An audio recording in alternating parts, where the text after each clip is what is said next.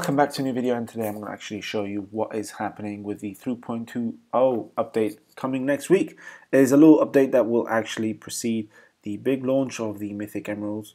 As you guys know, you probably noticed that till now only the legendaries have been released, and yeah, Mythics are coming as well, so be on the lookout for that.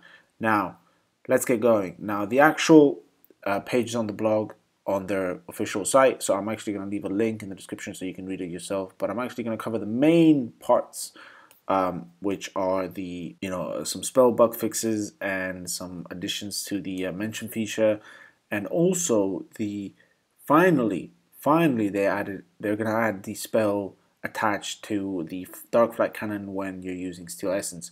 And do not get too excited, unfortunately it's not one of the new spells like I thought it was going to be, but yeah, we'll get there.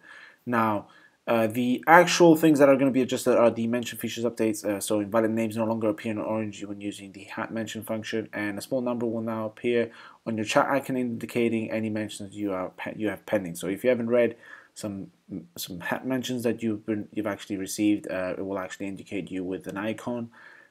Just appear on your chat, right on your chat, so you can actually see the small number. Now, the spell bug fixes are changes to game engine that should make the visuals effects a bit better and align better with the actual duration. For example, lockdown fix an issue where the visual effect of Noxious Vines would persist past its extended duration, and that's actually true.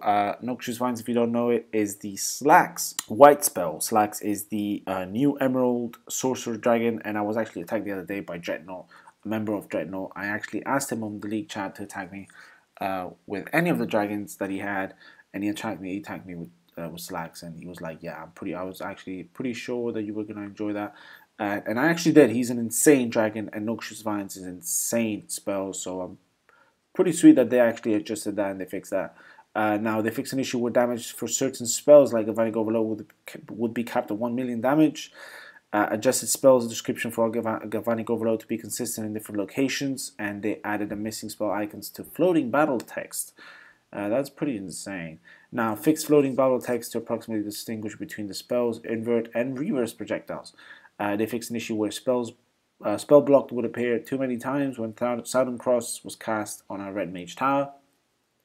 They also fixed an issue where healing mark runes would not heal as much as expected. And that's true because I'm actually running a legendary on my snowdrop and it doesn't increment at all. So I should be getting loads of heal, but I'm not. So they should definitely change that.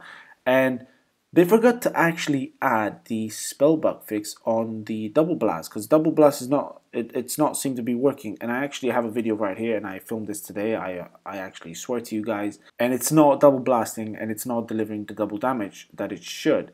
It sucks because the mythic on Terran would do so much damage, and it sucks that they actually haven't fixed that. They should definitely fix that. I'm actually going to put it in the video as well.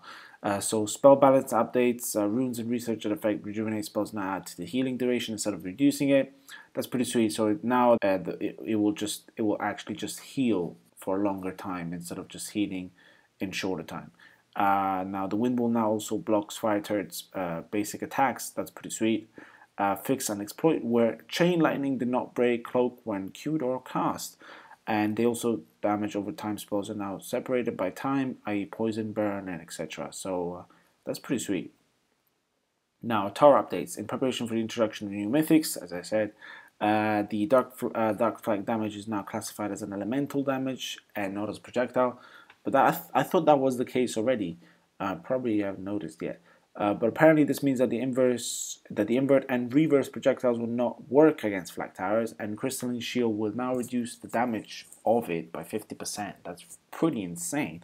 Now, Dark Flag Tannins are now granted lockdown from Steel Essence. Now, lockdown, if you guys don't remember, it's a pretty sweet spell, I guess. It's very strategic, and it comes from previous tiers. Now, the dragons that actually have it are Karna, and then also Nos was running it as well in the orange tier, and what it does is it launches this sort of web on the defense, and it will lock it down completely. Like, it won't shoot, it won't do anything, it won't heal, it won't affect you at all.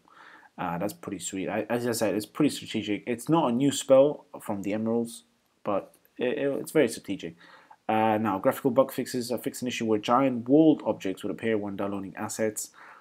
I never noticed that. Fix an issue where equipped armor would fail to appear on the dragons flying above your base. I actually have noticed that because a lot of players that have attacked me nowadays, I haven't actually had any armor on.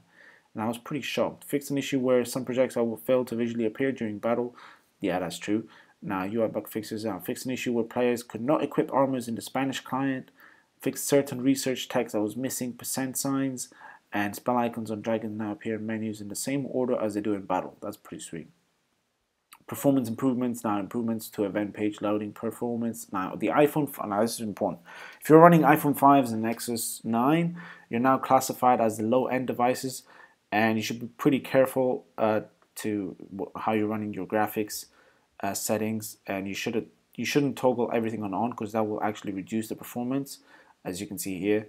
Now improved Android device memory usage to help improve performance, fix a crash when constructing the breeding castle, fix a crash that would occur when viewing Sage and Fane, the breeding castle, and fix many non-specific crash issues. Now, that's it. That's all there is to cover. I'm actually just going to recap the fact that if you're using an iPhone 5 and the Nexus, you're now classified as low-end devices, so be careful on how you run your graphics settings, because turning a lot of things on will actually reduce your performance, as you're now classified as low-end devices. And the flat cannon will now give you a lockdown spell when you're running Steel Essence. Lockdown is this one. I'm going to show it to you guys again just to make sure that you get it. And yes, that's all, guys. I hope you guys enjoyed it. Leave a thumbs up if you did, and as always, take care.